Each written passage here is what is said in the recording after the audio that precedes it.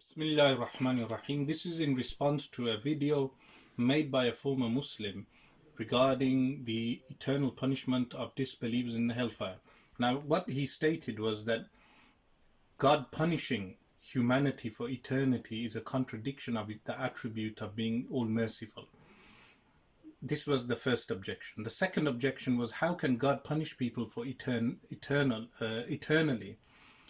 if they have a variety of religions to choose from, which is difficult for a person to make the right choice, as well as the weakness of the human brain and societal ills and different societal influences that may make a person influence a person in order that he make the wrong choice. So why would God punish someone for making the wrong choice when the person has a situation which would have made him make the wrong choice in the first place? These were the summary of the two objections. The response to the first is that the objection of the former Muslim has ignored the fact that Allah subhanahu wa ta'ala does not only have the attribute of all merciful, he has other attributes like al-Mudhil, the one who disgraces, al-Khafid, the one who lowers, and likewise Allah subhanahu wa ta'ala has multiple other attributes. When discussing the mercy of Allah subhanahu wa ta'ala, this person has looked at one thing, which is the punishment of disbelievers for eternality, and therefore says this negates the all merciful aspect of Allah subhanahu wa ta'ala, when in reality it does not, because Allah subhanahu wa ta'ala, when his attribute of being all merciful, the effect of that attribute is shown to certain aspects of his creation and is withheld from certain aspects of his creation.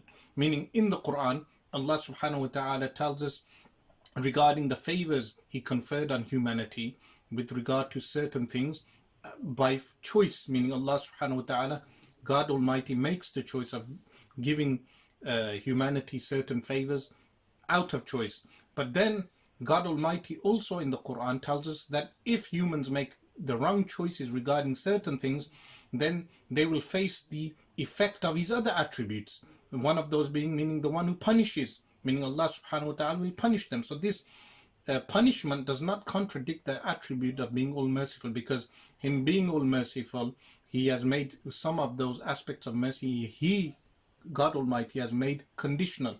With regard to the second, that human beings may make the wrong choices, the response to that is, this is correct, but when God tells us that he will punish a specific group for eternality or another group for eternality, this is the general universal judgment. As for individual salvation, then this can only be judged by God Almighty. So if a child is born to a mother who is a drug addict, and he has certain societal influences, subtle influences that make him make the wrong choices, when God Almighty will judge him, all those considerations are given. So we cannot say specifically which person will go to hell unless the Quran has told us, like Abu Lahab is specified as going to hell, other individuals are specified as going to hell, but generally the judgment is disbelievers will go to hell. But specific individuals, unless the Quran has not told us, we cannot make that firm judgment that person is definitely going to hell, because we do not know their specific circumstances, their personal influences, their psychological state. All this is only known to God Almighty, and only he can judge. So this also is a fallacy. In fact, both arguments are fallacies, and if I went into more depth, I would be able to answer this from multiple angles, but this was only in response to those 2 points he had made. I ask Allah subhanahu wa ta'ala to guide this individual and to reconsider his views.